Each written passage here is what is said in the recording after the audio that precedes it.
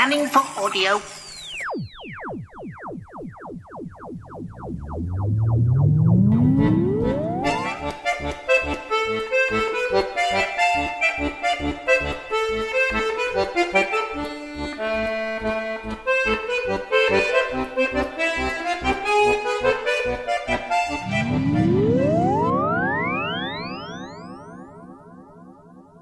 This version of the podcast is mixed in mono, but if you would like to listen in 5.1 surround sound, please visit ufocast.co.uk/prisoner for more details.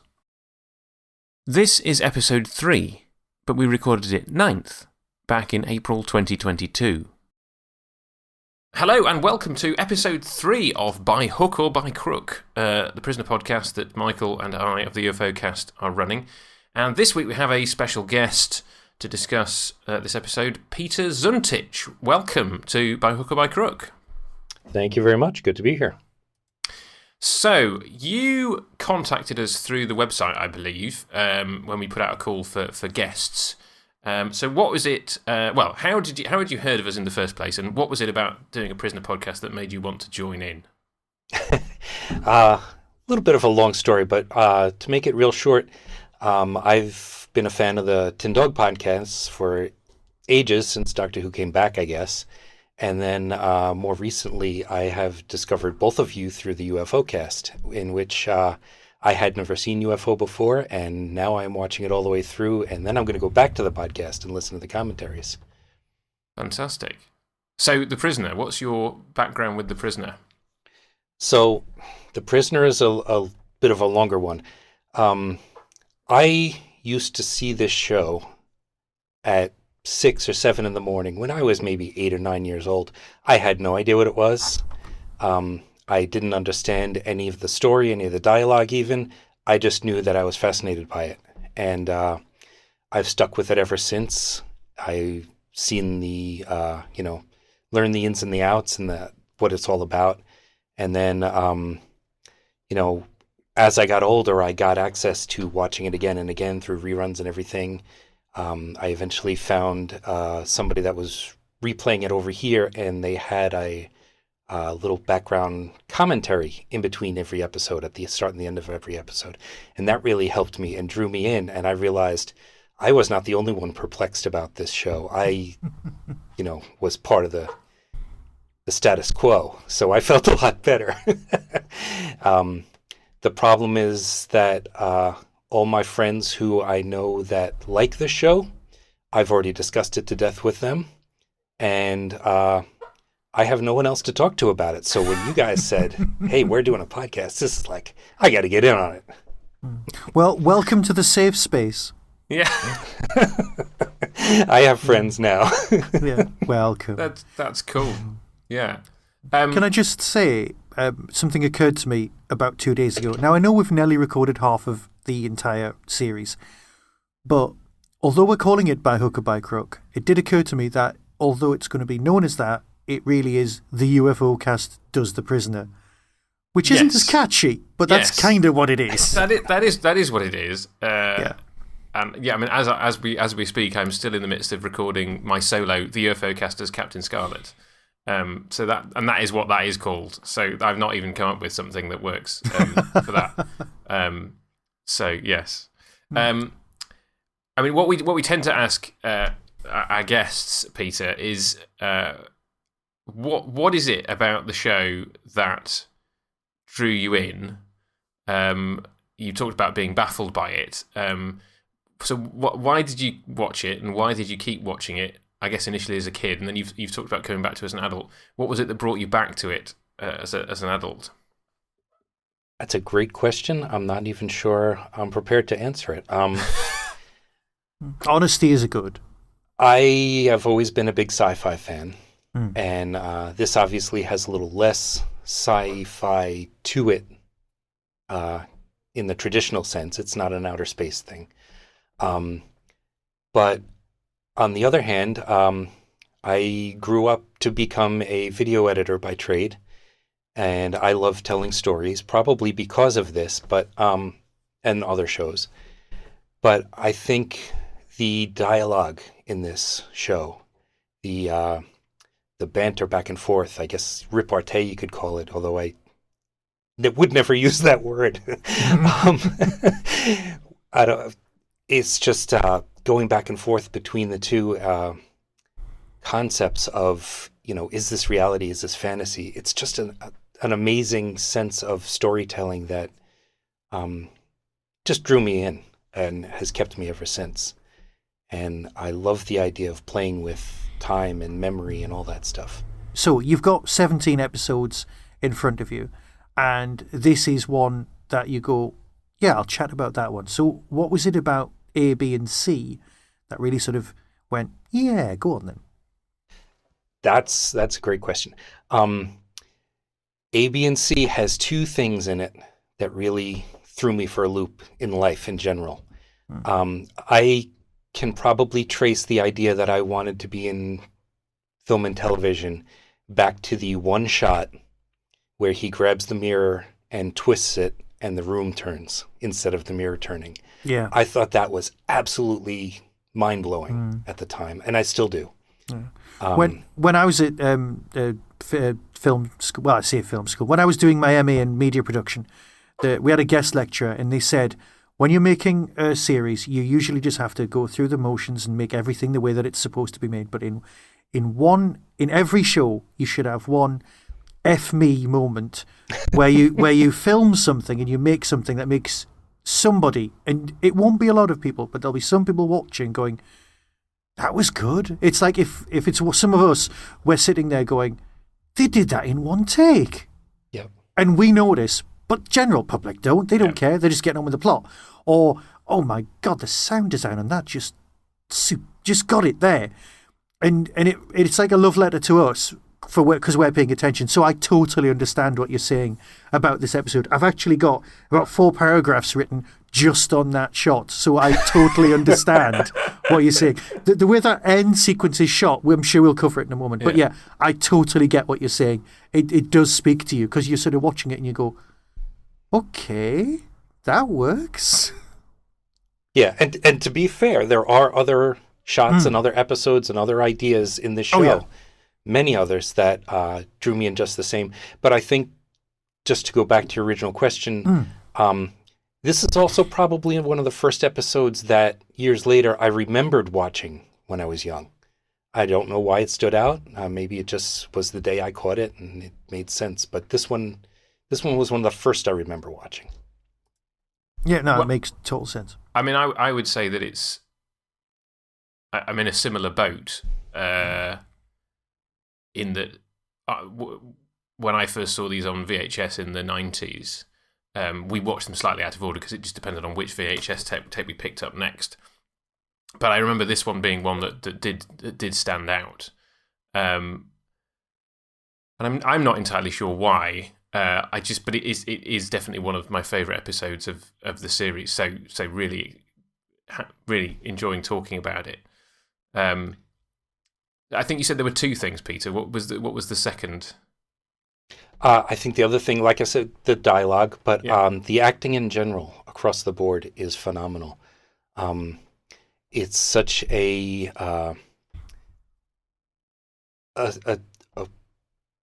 montage of amazing people in this story, from number 2 to number 14. Madame Engadine is someone you will wish you were at a party with. Yeah. B is someone you want to have a dance with. It's just, A is the guy you want to, have a witty banter with. Yeah. It's just the characters in it. It's not only a great episode for characterization, but it's a great episode for women actors. There are some very strong female roles in this episode, and not many roles were like that in TV in those days.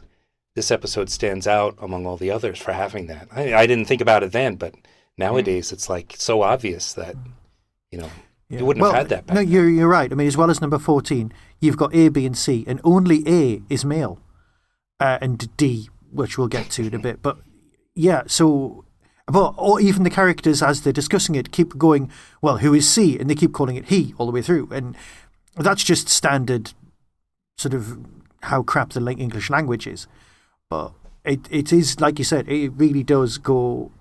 and we still notice, because we've experienced loads of other TV from that time, which isn't like this. Mm-hmm. And it just, you go, yeah, this was good. I have a question about that. I'd like your opinions on it. So, C turns out to be Madame Engadine, but at that point, number 6 knows that his dreams are being manipulated. Yeah. So my question is, if he hadn't figured out the plot and things had gone to plan for number 2 and number 14, would C have turned out to be somebody else? My money was on C being, because I'd forgotten who C was. My money was on C being, and this is another conversation we have to have in a second, the woman who was in the house in the episode where he gets to go home. Ah, you right. See? Okay, now, right. That's why I think this is in the wrong order for several reasons. But one of my bits of evidence for that is that he might have already met her when he was in somebody else's head, and now that he's back in his own head, it becomes part of a dream sequence. This is why she's appearing. But she could always be C. And there's the thing about, in the opening credits, he doesn't say, I am the new number 2, because you've already seen him in the general. He just says, I am number 2. He does. So, yes. I did not notice that. Well, it struck me that he said that, and then I thought, and this is the thing, we haven't done the general yet. So I suppose this is slightly spoilery for people who are committed to prison. I really don't think they're going to care. No, it's fine. But Colin Gordon will come back in a few episodes. We haven't recorded that one yet. So we will wait and see if he introduces himself as the new number 2 in that episode. But I think you're right, because one of the looming things over this episode, one of the things that I really enjoy about it, is that this is clearly a number 2 who is at the end of his tether. Yeah, he's perhaps running out of ideas. He knows that this is his last throw of the dice. He's impatient to kind of get results. And one of the pieces you talked about, the shot with the mirror, which, to be honest, I thought it was brilliant when I saw it this time, but it never stood out before. The thing that has always stood out to me about the cinematography of this episode is the red phone. Yeah, it's a character in itself. It's one of those things where and obviously it's the way the episode ends as well. Just the way that it brackets the whole thing. It's at the beginning and the end. So yeah. Yes, and just the way that is the cinematography of it. There's some very deliberate shot choices of where they're going to put the phone in the foreground, where they're going to put Colin Gordon in the background, and how the camera then moves as he comes into and out of it. And it's just this.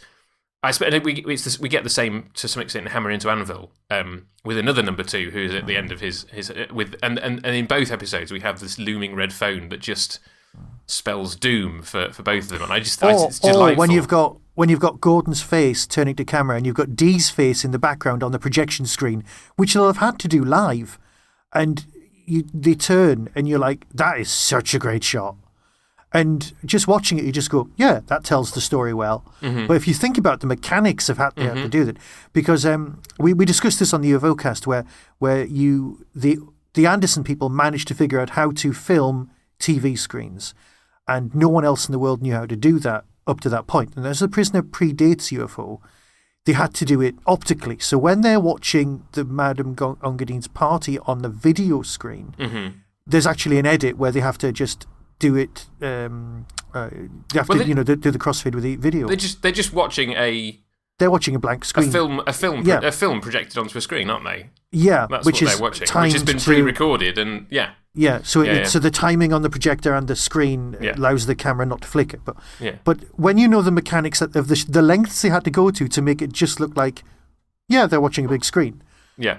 It really, you go, actually, these people know what they're doing on a big level. Yeah. And just to go back to the phone for a second. Oh, yeah, please. The phone encompasses number 2. It's deliberately framed every time so that he is smaller than the phone. He is encircled by it. And then, like you said, when they're in the lab at the end, that's one of my other favorite shots.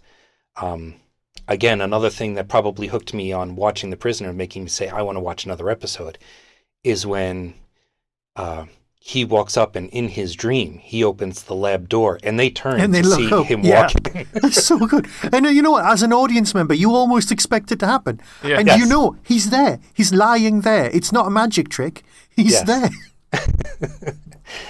Oh, boring technical question, and we probably don't know the answer, but I'm sure someone can shove a message to us.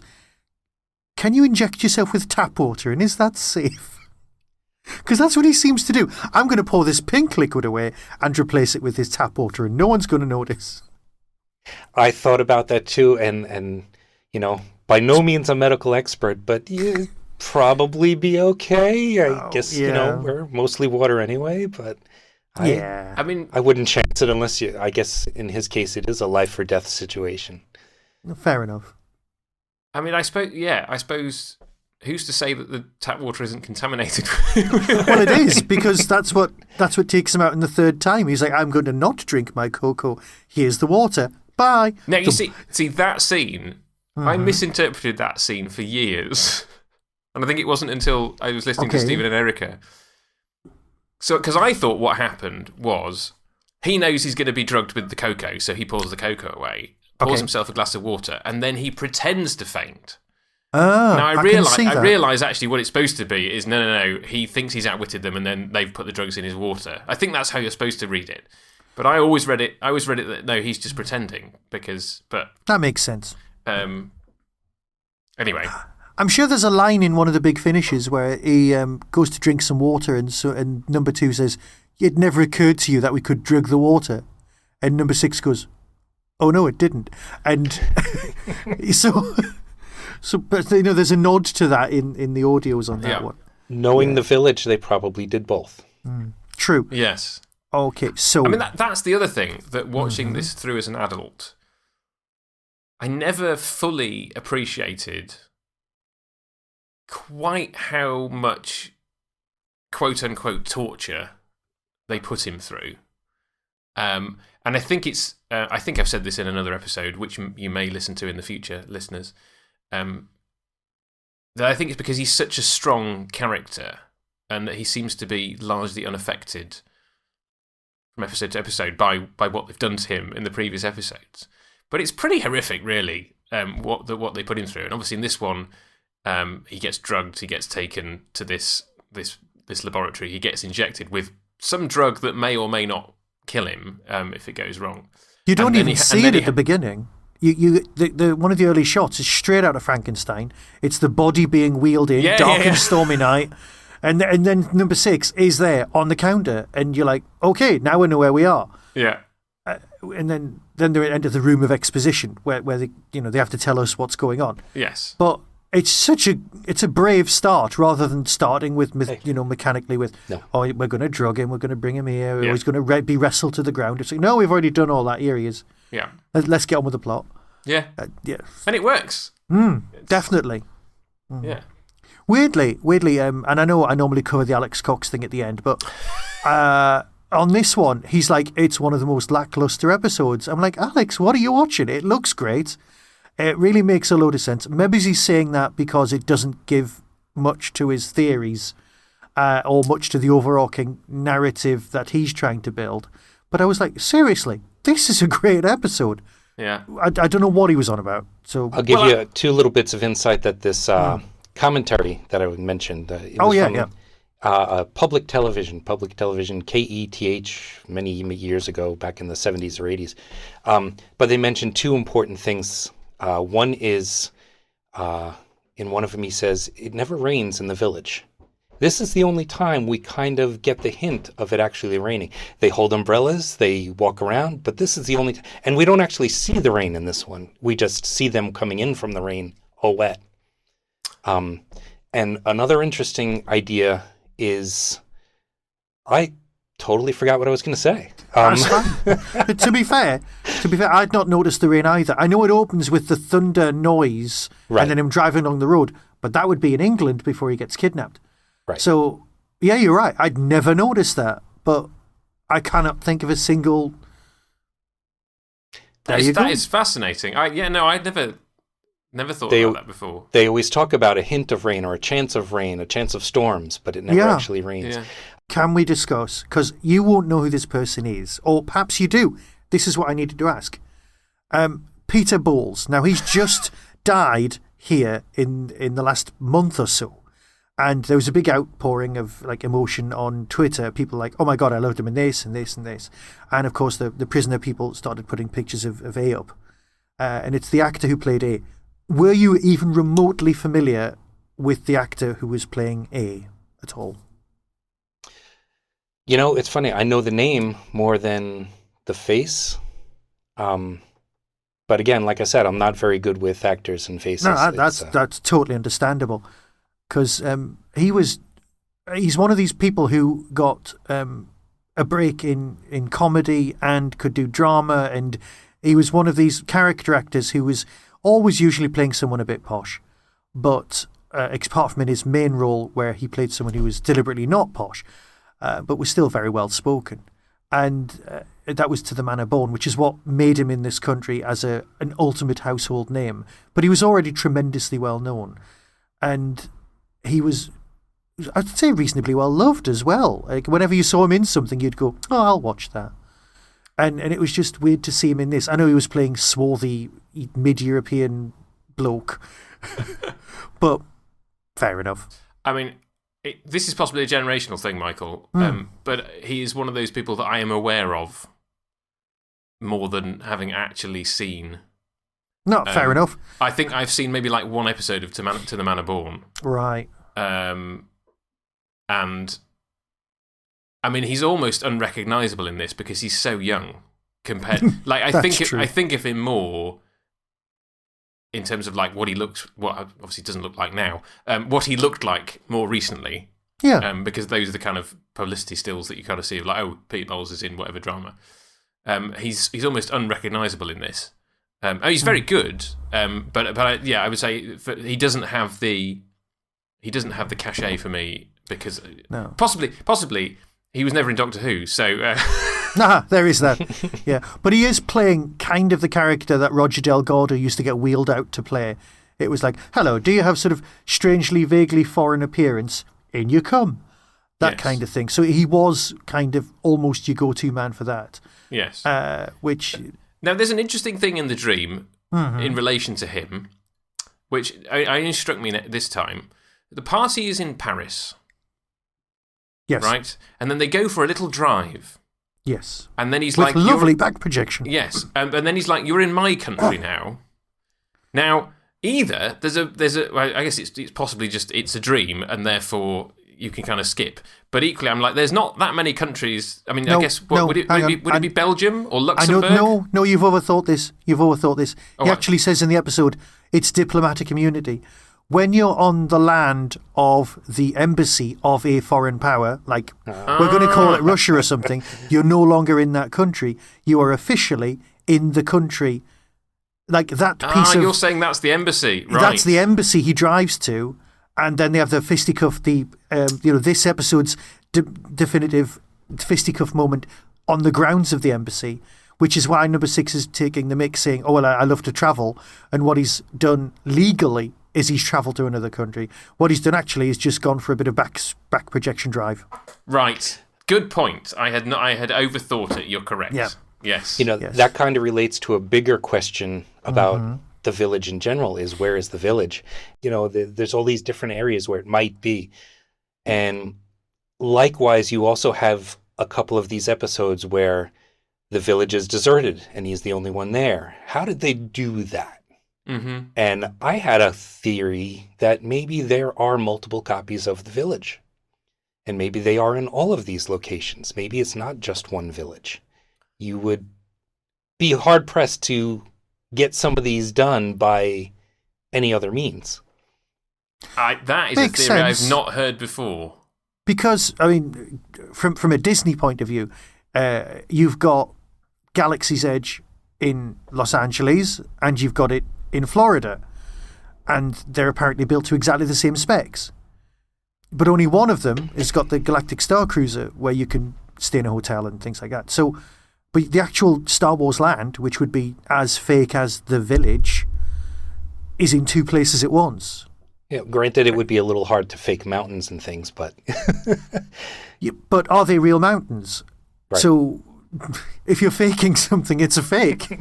So, or perhaps do you just find specifically you need somewhere on the coast and you need some mountains, and that's all you need before you build your village? well, even then, you do see the mountains, right? There's the opening shot in Arrival where it pans across the mountains, but in Many Happy Returns, you clearly see that it's on a beach, on an island.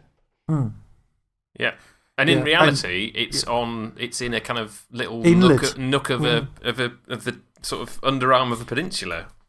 And at some point, there's a direct way to get on a bus or a whatever back to London. Yes. Yeah.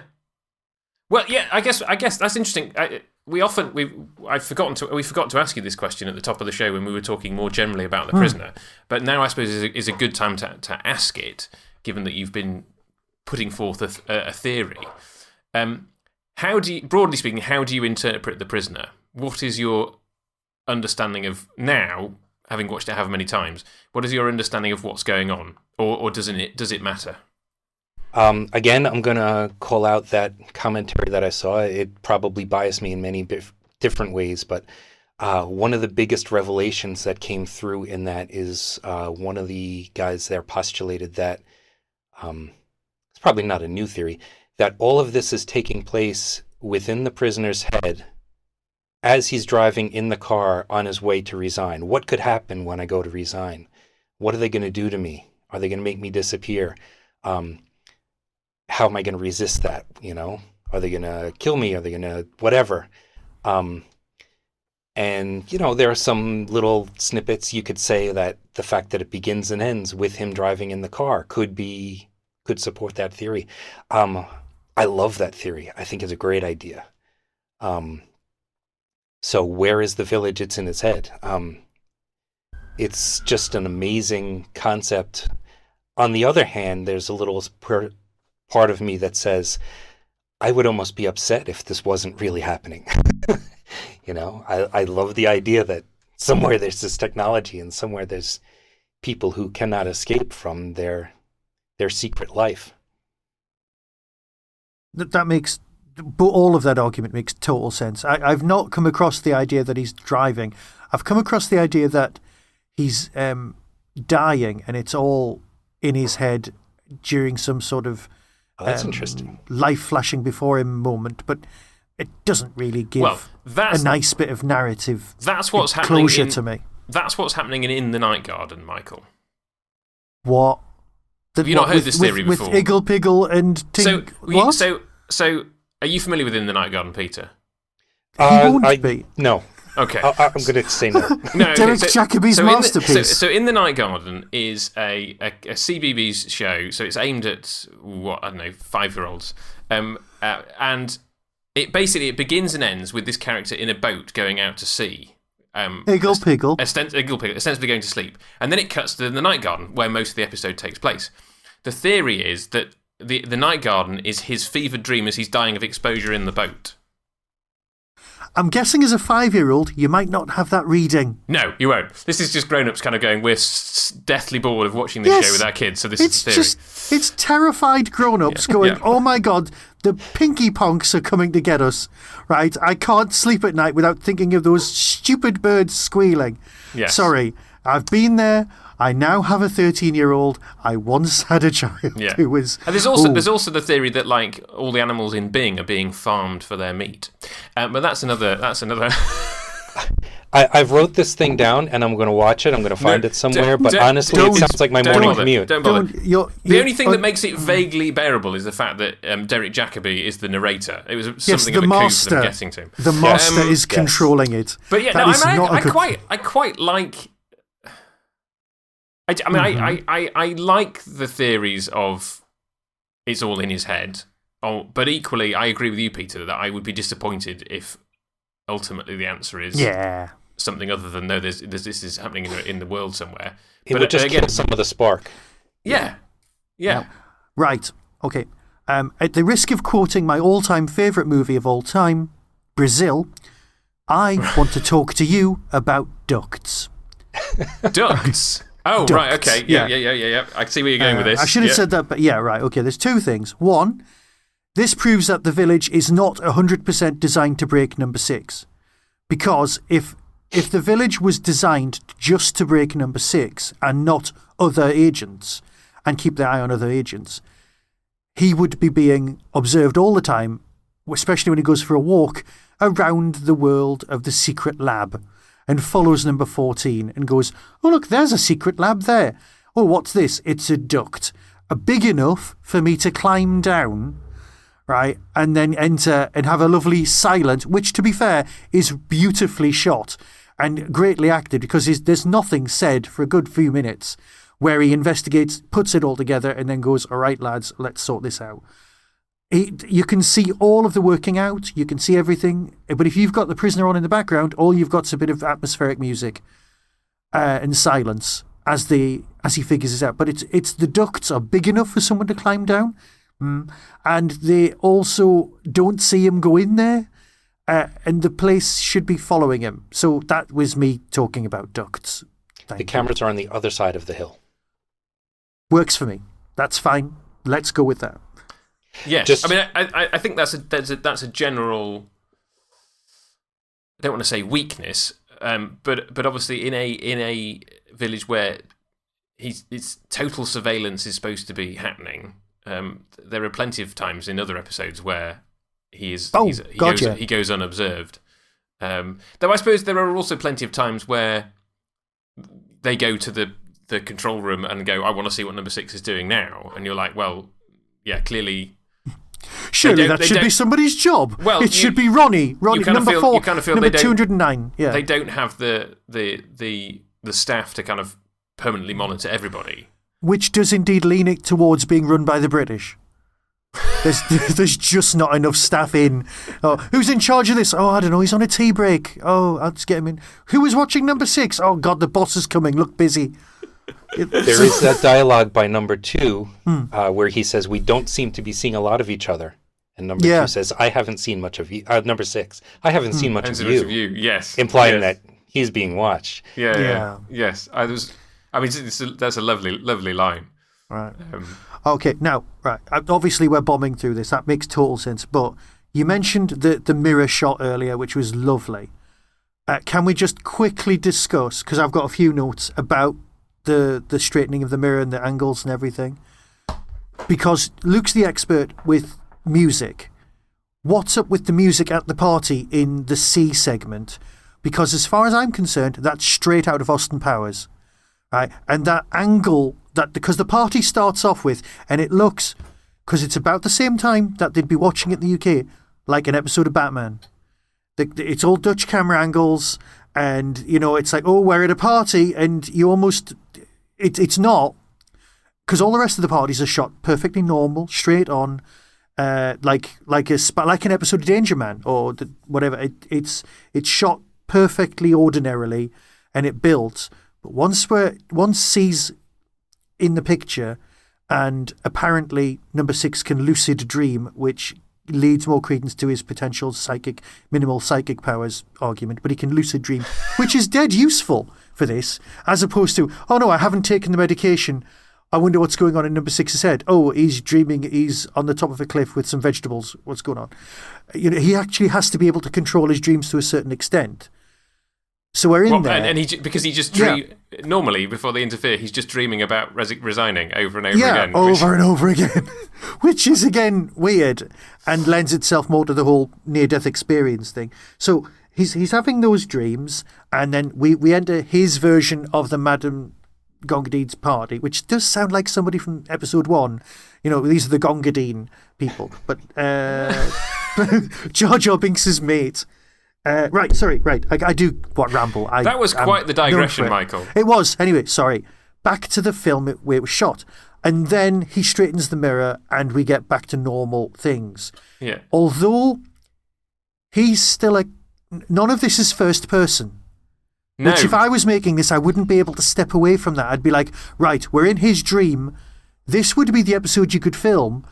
without him being there, because you could legitimately have shot everything from his point of view, looking out of his eyes at the party, and it would have been like an early version of Peep Show or something. Which you would have missed some great acting, though. we genuinely would, because he's very happy at these parties. Patrick does seem very relaxed, giving some lovely performances. So then everything's off kilter. He thinks that he's seen B, but he hasn't. He straightens the mirror as number 14 and number 2 get to re-enter the dream. So as an audience, we're watching that. So again, as always, overthinking it, really not a problem. I got you covered on this. Yeah, go for it. So here's I've been thinking about this a long time, and it's probably one of the reasons I wanted to do A, B, and C in general. Okay, so he replaces most of his drug with water, right? But there's still some drug in there. So he's still under the influence a little bit. That's going to allow him to get that lucid dream, right? But it's not fully taking effect, and neither can he fully control it, which is why everything's twisted. He's trying to get control. It's trying to take control from him. His mind is all messed up at this point. And when he grabs his temples and twists it, you see the camera go with that. Another amazing shot that leads into the mirror. When he finally grabs the mirror and straightens it out, it's a dreamy party, right? He grabs that mirror and he turns it. All of a sudden, the room is fixed. He is now in control of his dreams. He has overtaken the drug at that point. And everything from there on is totally him manipulating the scene. So that's the visual representation of him gaining control. That makes total sense. I think that I'm prepared to go with that. Yeah. You talked about the music, which on the Prisoner album, which I don't have to hand. That's one of the library tracks. I forget what it's originally called, but obviously, as far as The Prisoner's called, that track is called Dreamy Party. It's one of my favourite tracks of the whole show. Love it. Alongside, I will talk about this in the future, number 6 chop. Oh no, we had it last episode, didn't we? Number six chops down the tree. Yes, which occurs in Chimes of Big Ben, which we did last time. So, and I think those listeners who remember Tachyon TV will recall that Tachyon TV used to use Dreamy Party as. That's it. That's it. It's been going through my head all day. Did you not remember where you'd heard it from? I've heard this so many times. Yeah. Oh, thank God for that. That's where you've heard it, Michael. Tachyon TV used to use it. But I absolutely love it, and it's because it's on the albums that were released about 20 years ago now, which makes me feel old. It's the penultimate track before the closing theme on disc 1. So you bring those first 3 episodes of music to a close with this. I'm not going to do it now, but it's just so delightfully fun to listen to, and you want to be at that party at that point. Isn't it funny how music can actually draw you in like that and remind you of a show or something? The music in this is absolutely phenomenal. It's perfect for this. But it's kind of like we watch, we'll watch a YouTube video or whatever, and we have our favorite YouTubers, and they use the music that YouTube allows you to use, and it's all rights cleared and everything like that. And then when you watch another video and someone else uses that same music, you're like, blasphemer! You can steal that music from our favorite podcast. It gets worse. Hang on. Sorry. There's a game called Fable, which was on the Xbox, and it was like Fable 1, 2, 3. I'm sure there might have been a 4th one. And it was great. We played it loads. But the music on that is the music from, I think it's either Four in a Bed or one of those daytime Channel 4 things. They've reused it, and you're sort of sitting there watching this really sort of lighthearted, almost semi-documentary thing. But all on the back of my head, it's just going, that's Fable. Why am I not wandering around in a medieval costume with a sword at this point? So yeah, you associate library music with things, and yes. You're so right. It's funny to me. I've recently started watching Out of the Unknown, which is a 1960s anthology series from the BBC, and the second episode of that had So in my brain, it's the music from the moon base in Doctor Who, which is not even the first time that Doctor Who used that music. As I've kind of gone back into the Hartnell era. The moon base was a very early experience for me. So it's not even the first time Doctor Who used it. And then obviously it was used in other kind of 1960s shows. And it's just really weird because it momentarily takes you out of the show because you're like, no, this is not the music for this. And it's so recognizable too. So recognizable, yeah, so recognizable. I think it's called. Is it called Space Adventure or something? Crook's been lots of kind of 60s things. Yeah. But yeah, I think Tachyon TV is the only other place that I've regularly come across Dreamy Party. But if it ever did turn up somewhere else, you'd be like, no, this is we should be in number 6's dream at this point. Yeah, well, you know. I'd totally convinced myself it was either in Batman or in Austin Powers at a Dreamy Party. And it was until you said Tachyon TV, it just all makes sense. Yeah. God, I loved that podcast. It was so good. Add one other little side note here. You talked about Batman with the tilted rooms and everything, the Dutch angles. I once asked my older brother when I was young, why do they shoot it like that? He said, because thieves are crooked. Makes total sense.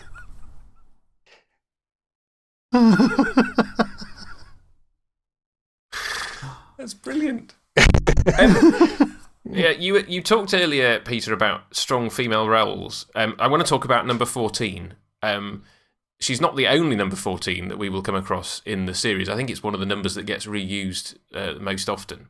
And number 6, in his conversation with her, even alludes to the fact that number 14 was a different person the previous week. I think she's a brilliant character. It's weird how the episode almost makes you root for the villains, you know, because it's kind of told from their perspective for the most part. That I don't know. Well, maybe you'd experience it differently, but certainly watching it, you almost want them to succeed, because maybe as a viewer you want answers too, and so you're like, oh wow, yeah, we want to find out why he resigned. And it's like, yeah, Colin Gordon, he's the one that's kind of on the line, and he's the one that's kind of badgering her, and you're just like, no, just let her get on with her job, like, because she's clearly a competent doctor. She's the one that actually, he couldn't do anything without her, and she's just this very strong presence throughout, who's completely and he unflappable. keeps threatening her. Why does he keep threatening her? It's like, oh yes, well, I haven't even tested on animals yet. Doesn't matter, bring it in. What? He's terrible. But number 6 has clearly given him an ulcer because of all that milk. And when you see, it's really going to annoy me now. The guy with the mustache, number 2. The one who's in Department S. Jason King. Peter Wingard. When Peter Wingard comes out, and he's all kind of in his judo type silk dressing gown, versus what Gordon looks like when he's just had a bad night's sleep and he comes out of his little ball going, oh, for God's sake, another day here, seriously. And he is worried about being fired, because his version of being fired would probably be fired, and that's not what he wants. Yes. But he's just another incompetent number 2, just trying to get his job done. That's all he wants. And then he gets tricked into this incredible end thing, and it's just so nicely done. It really is. I think 14 has the potential to be a very flat character. If it weren't for one specific line where, what does she say? We all make mistakes. Sometimes we have to. Yeah. And all of a sudden you realize there's a reason why she's doing this that's not necessarily, I'm just a bad guy. And it may even play into the idea of why 2 is harshing on her. Maybe she has no choice to do this. Obviously, she's somewhat willing, but there's something there that's not strictly normal. She's not just a villager. She's not just, one of them. Yeah. Well, I suppose it follows up from the line from last episode where number 6 says to number 2, does it occur to you that you're just as much a prisoner as I am? Yes. And he says, yes, we're both lifers. And there's the scene where number 6 confronts number 14 and does the whole kind of like, well, last week number 14 was an old lady in a wheelchair. Old lady in a wheelchair. So you're new and you're one of them. Like, he immediately picks her out as being one of them, one of the warders. But equally, we don't know why she's there. But as you say, there are hints of she's not there because she wants to be there. She's there because this is where her life has led her to through whatever mistake she might well have made, and she's just making the best of it. There's definitely more to her that we're not privy to. Yeah. Can I just say, injecting the stuff into the wrist was probably one of their mistakes, because I get the odd injection every so often and have blood taken, and if they would, when you've had cannulas in, if it's sort of around here, you notice it and it hurts, and it kind of you spend a few days going, that really knacked. But if you've got sort of blood going, if it's just an injection, if they put it into your arm, sometimes you might notice, but you might not. I suppose there's quite a lot of fluid going in. So, maybe the wrist was a good idea. I don't know, but the big bruise, maybe they should have covered it up. I love that line where he shows it to number 2 and he's like, someone who didn't have anything to hide would have asked me where I got it. Yeah. I'll tell you another strange one is that if you're really trying to maintain a sense of fantasy versus reality and hide the truth, why would you bother buying flowers right outside the door of the person who you're trying to hide from? Yeah, good point. Yeah, yeah. It's. Are you suggesting that actually she wants to be found out? You know what? Ultimately, I didn't think of that. She does that because she knows that he'll follow her. Because that's the other thing is that number 2 never knows that she's made a mistake. Number two doesn't know that number 6 saw her briefly. She deliberately hides that from him. So as far as he's concerned, he doesn't know that's happened. He doesn't know that number 6 has then had this conversation with number 14, and then neither of them know that number 6 has then followed her and infiltrated the base. Well, until he tells number 2, I have a favorite doctor. Right. Yes, that's true. Yeah. Yes. Okay. Yeah. Good point. But yeah, I'd never considered the fact that she did it deliberately. It's probably bordering again on fan theory, but that's an interesting concept. I mean, it's only just occurred to me when you said that. Theory. You're like, well, why? Yeah. It has to happen for plot reasons because the plot requires him to find out. That's what I thought it was. That's why. Yeah. But actually, it is a bit odd that So. Maybe I suppose. And we'll talk about this in a few weeks when we do Checkmate, which revolves around the idea of can you pick out who are the prisoners and who are the warders? That maybe she's just arrogant. Maybe it's an arrogance born of being one of the warders. She knows either way she's going to be out of there in 2 days because she's only got 3 lots of medicine. Do we know that? Yeah. Is she just? We don't know. Is she just in the village just for this assignment? I don't know.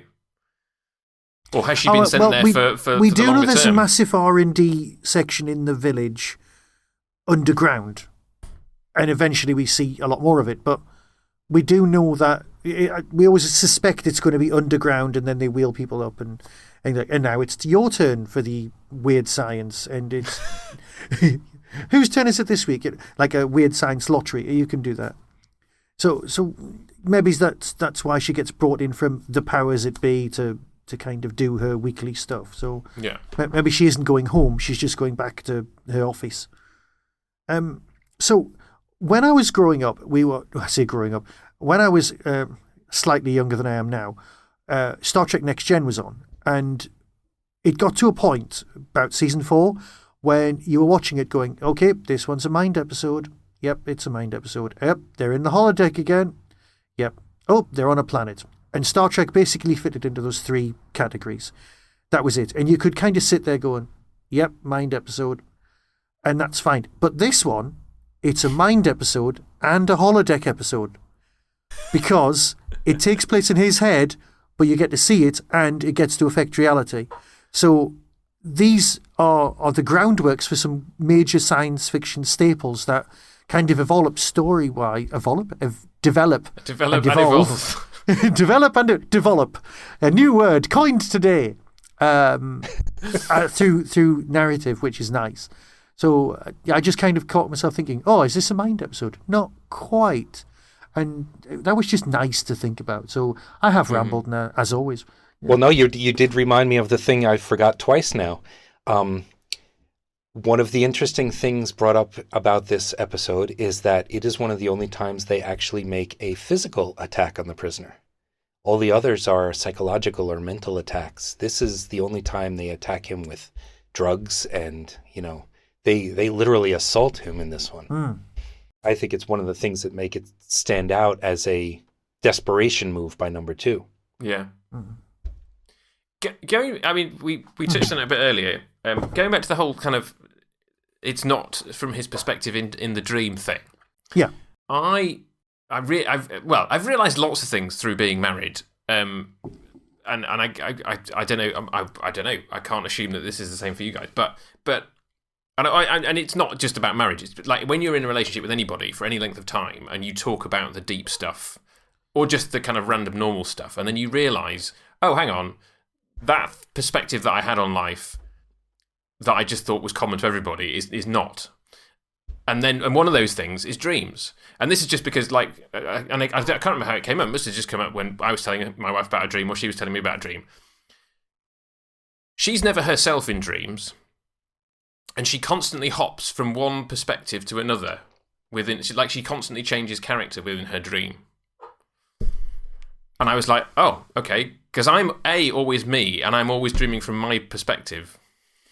Michael's nodding at me. Yes, Peter, I must admit, I'm thinking that's prime. But it's interesting, like how we perceive that is based on our own thing of how accurately is this portraying a dream? Well, it's not portraying a dream as I experience a dream, because we're seeing him, right?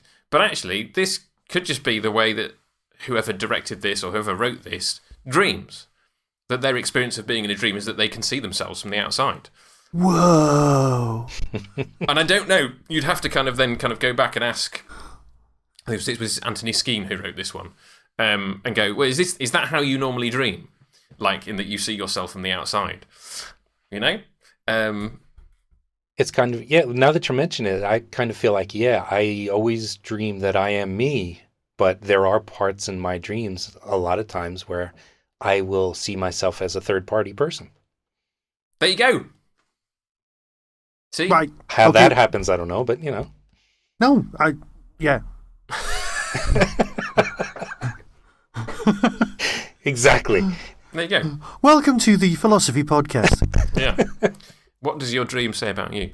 I think we can just say that this is, even among the prisoner, for me, this is a unique episode.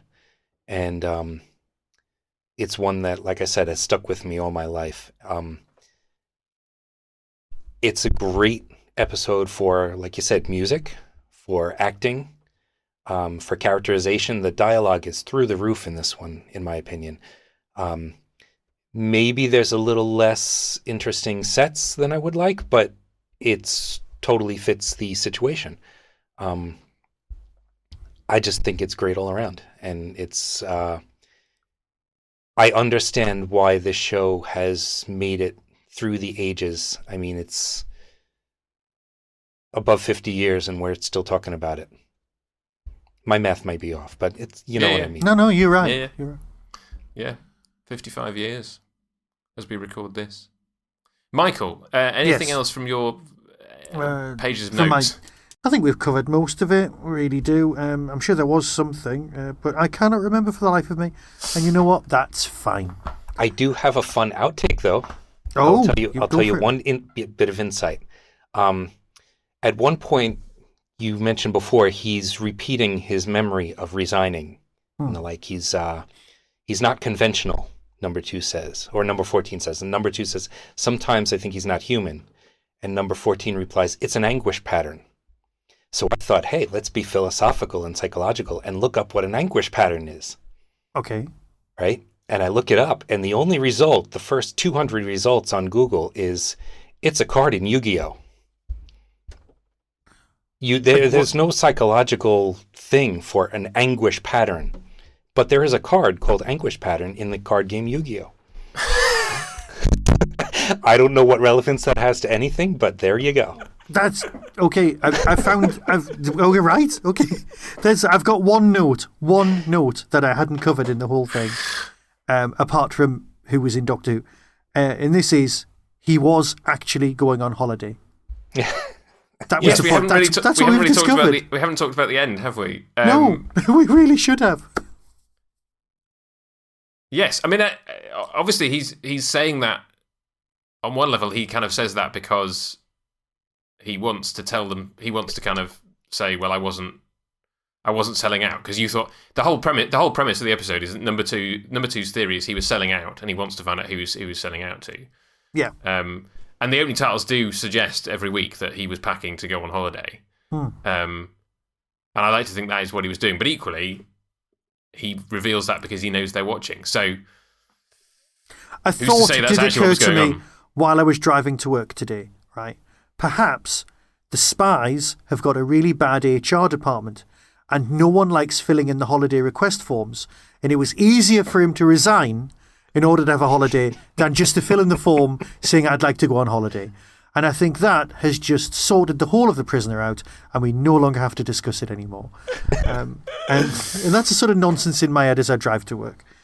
So, well, to go off on another tangent. Yes, please. The most recent episode of Captain Scarlet that I've watched is called Codename Europa, and the Mistron agent in this particular episode is a university professor, and he just rings up his department and goes, "I'm going to be going on holiday." And then they clearly ask him on the other end how long, and he's like, "Oh, for a while." he just, or something to that effect. When essentially he's like, "I'm going off to do Mistron things." So I was like, well, I mean, clearly in his world, he can just go off and do whatever, probably in the name of research. Oh yeah. I don't know. Surely, as a secret agent, he could kind of wangle a mission, which meant he could kind of spend a week on a beach. James Bond seems to be able to do that reasonably easily. Shall we do our traditional things? Yes. Okay. So, shall we play Spot the Doctor Who actor? There is one. There's basically one, and then there's another who had another role in Doctor Who, which is more of a kind of interesting fact rather than you'll have spotted him. So we throw it open to our guest first. Peter, did you spot an actor who's been in Doctor Who? I did not. If I had to guess, it was number 2, but I'm sure I'm not correct. Michael, is he correct? You are indeed correct. It is number 2. Oh! Now the question is where? Well, you've probably seen him as a drawing. You probably have seen him as a drawing, yes. He was in Doctor Who in the same year that he was in The Prisoner, interestingly enough.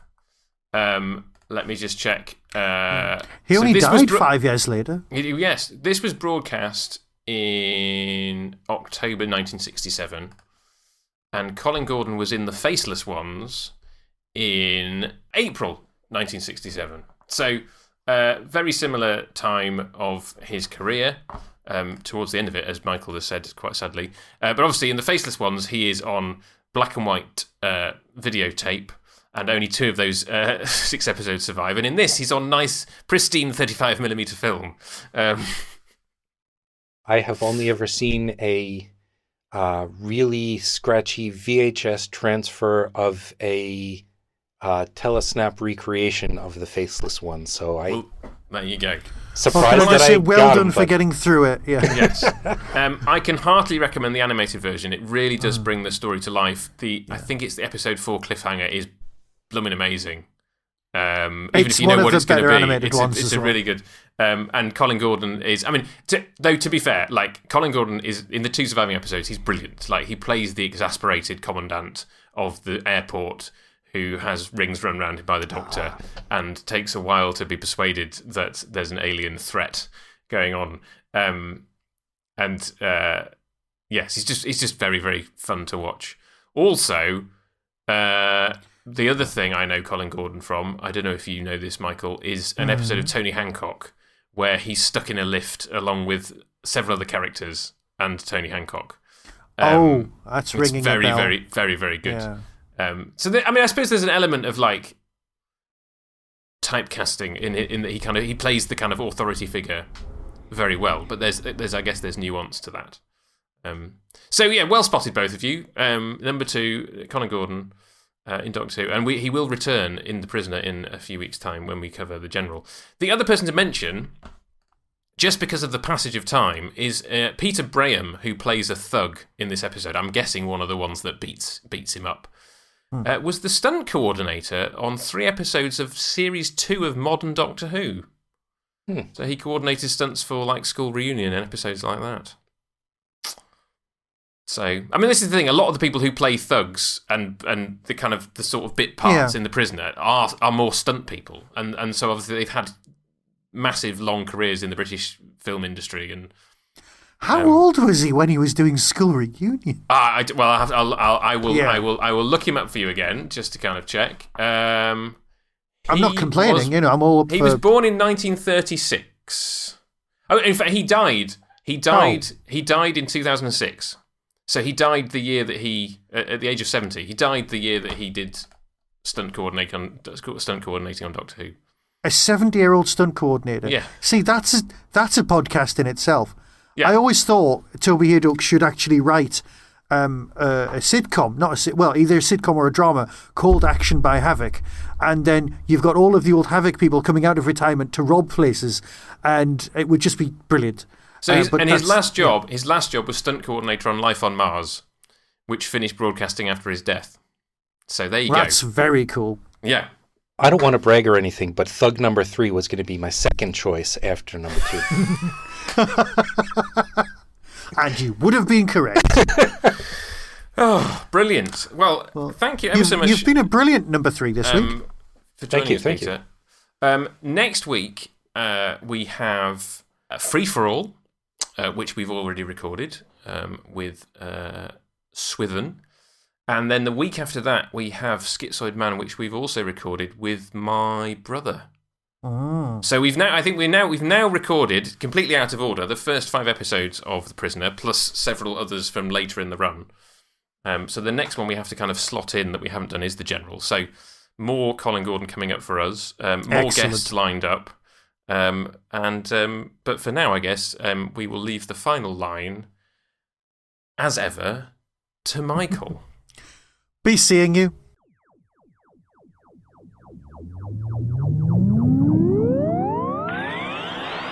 That was the Tin Dog Podcast. Everything discussed is the intellectual property of others. No infringement is intended. For early access to reviews, follow the show on YouTube or Twitter @Tin Dog Podcast. To contact the show, email tin-dog@hotmail.co.uk. The Tin Dog Podcast is a founder member of the Doctor Who Podcast Alliance.